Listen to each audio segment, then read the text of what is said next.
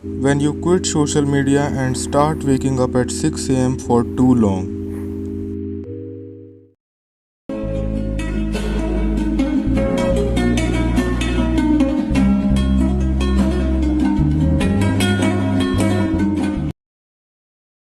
शायद कैमरे इस काबिल ही नहीं कि वो उन मेमोरीज को रिप्रेजेंट कर पाएं जो मैंने अपनी आंखों से देखी हैं। बाहर ठंडा मौसम है और तुम छत पर मेडिटेट कर रहे हो। That's the peace I want. मैं कल बहुत दिनों बाद 6 बजे उठा और मैंने अपना रेगुलर रूटीन फॉलो किया और तब मुझे याद आया कि ये फीलिंग फेमिलियर है।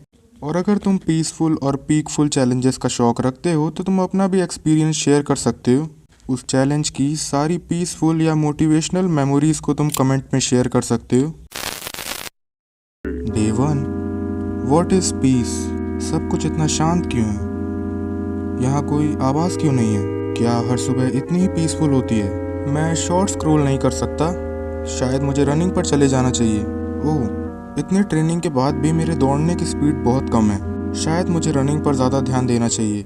ये कुछ डे 1 की मेमोरीज हैं जिन्हें मैं अभी भी याद कर पा रहा हूँ। ओह, आज बारिश हो रही है, मतलब मैं बाहर नहीं जा सकता। शायद कई बार कुछ आवाज़ें भी पीसफुल लगती हैं।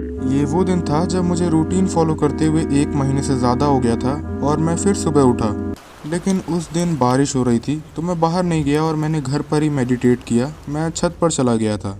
इस दिन मुझे पहली रियलाइजेशन हिट होती है। What is happiness?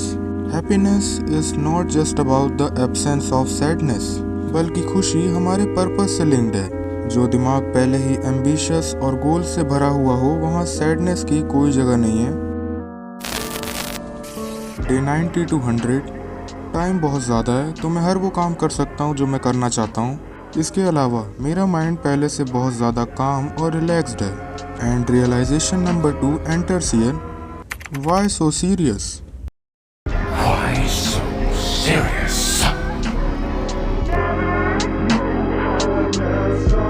जब तुम किसी काम में ज़रूरत से ज़्यादा मेहनत करते हो तो तुम्हारी एक्सपेक्टेशन भी ज़रूरत से ज़्यादा ही होती है।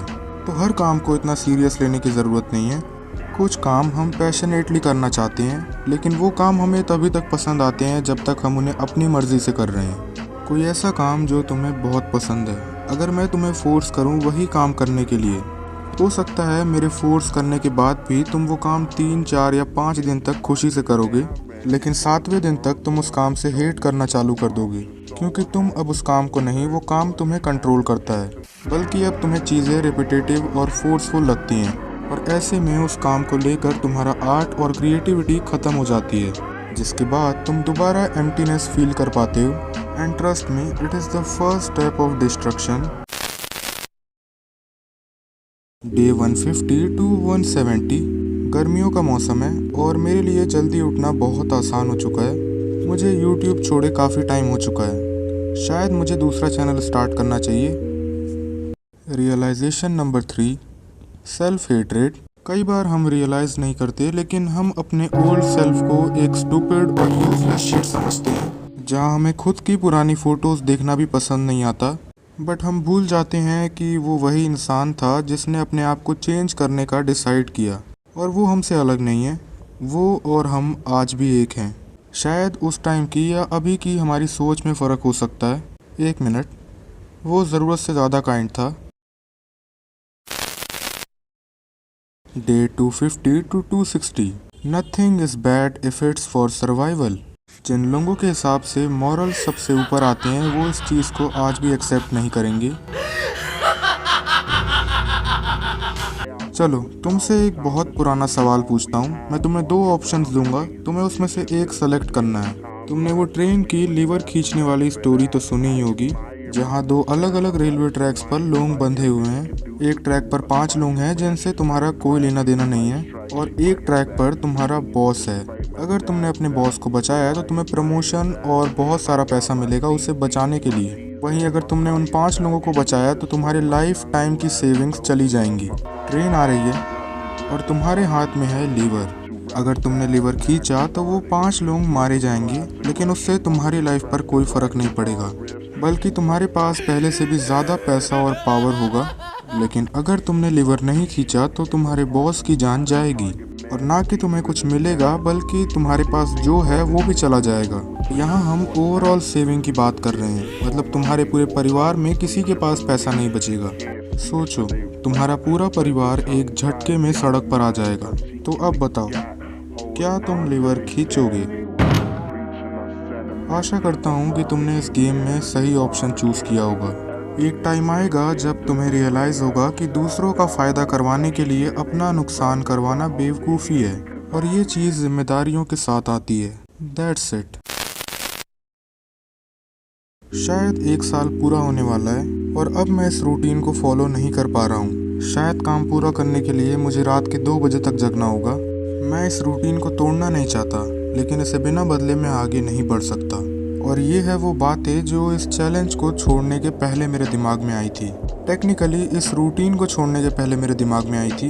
And here comes the last realisation, perfection is just a word. Nothing in this world is flawless. और अगर कोई फ्लॉलेस है तो वो डेफिनेटली ह्यूमन नहीं हो सकता। हम गलतियाँ करते हैं और उनसे सीखते हैं। एक टाइम पर मुझे हंगर फील होना बंद हो गई थी। वो टाइम था जब मैंने कोई भी चीज़ टेस्ट के लिए नहीं खाई है। अगर कैलोरीज बची हैं तो मुझे भूख लग रही है, और अगर नहीं बची तो तुम जानते हो भूख मुझे वैसे भी नहीं लगती। Lying monsters are a real nuisance. They are much more cunning than other monsters. They pose as humans, even though they have no understanding of the human heart. They eat, even though they've never experienced hunger. They study, even though they have no interest in academics. They seek friendship, even though they do not know how to love. ऐसी सोच रखना शायद हर बार अच्छी नहीं होती। मैंने around 1 साल तक कोई चीट मील नहीं ली थी, और ये उस टाइम की बात है जब इस चैनल को स्टार्ट किए हुए भी 1 या 2 महीने ही हुए थे। चीज़ों को परफेक्टली करने की कोशिश कोई बुरी चीज़ नहीं है, बट कई बार ये कोशिश ही हमें काम नहीं करने देती। तुम चाहे कुछ भी बना लो, तुम हमेशा उसमें गलती निकाल पाओगे। तुम्हें हमेशा उसमें कुछ कमी लगेगी। जो काम तुम बहुत जल्दी स्टार्ट कर सकते थे, वो काम तुमने कभी चालू ही नहीं किया, सिर्फ कोशिश करते रह गए। ये परफेक्ट होने की कोशिश हर बार फ़ायदेमंद नहीं होती। और याद रखना, अगर तुम दूसरों की नज़र में किसी चीज़ में परफेक्ट बन भी जाते हो तो उसके नुकसान बहुत हैं, बिकॉज परफेक्शन ड्रॉस अटेंशन।